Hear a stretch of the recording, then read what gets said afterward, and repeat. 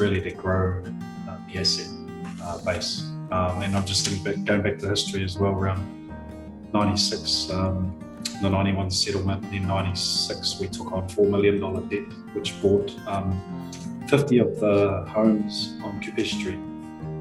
We had another 50 transferred to us as well as part of a treaty settlement. So just thinking about that, without that $4 million debt back in the mid-90s, we wouldn't be able to provide direct housing to whānau on Kupe Street. So really, it's about being able to do more. So we have a very ambitious program, and we're ambitious because of who we are.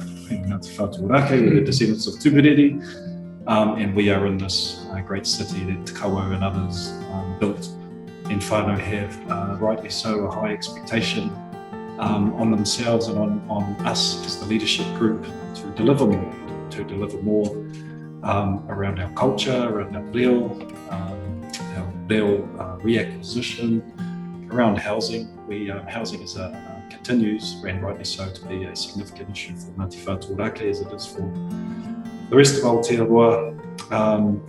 And we also, to keep the more cash coming in, we've got to spend money up front. And so that is, to build more houses on Roa over on shore, and soon to be out at Unitec when that development is ready. We're going to have to invest cash into those as well. So a few years later, that $1 we put in, we'll be taking out $1.20 or $1.30 of every dollar we put in. So that's why we need to do it, and we want to deliver more, basically. And we consulted whānau over the last 3 or 4 years over the strategic vision and the priorities, and got some amazing feedback. And it's our strategic plan, it's our vision, and we want to deliver on it. Probably the other thing I'll point out too is that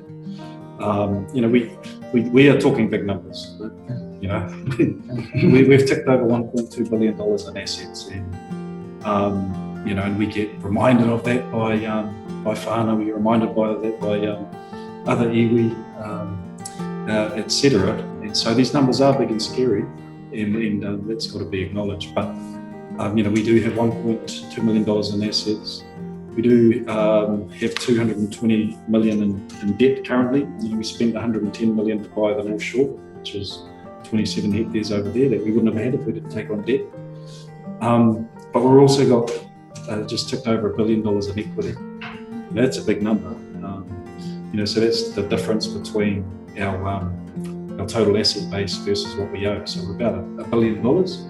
So that makes this decision for us as leaders a little bit easier because we have so much equity, and because our assets that we've managed to acquire over the last 30, 40 years through successive great decisions from boards, we've got some great assets.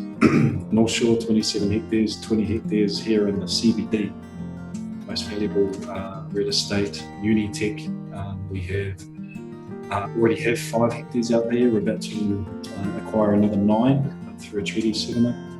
So those are big chunks of really well-placed land, which just helps not clear the risk. There's always risk, but it helps make the decision around risk management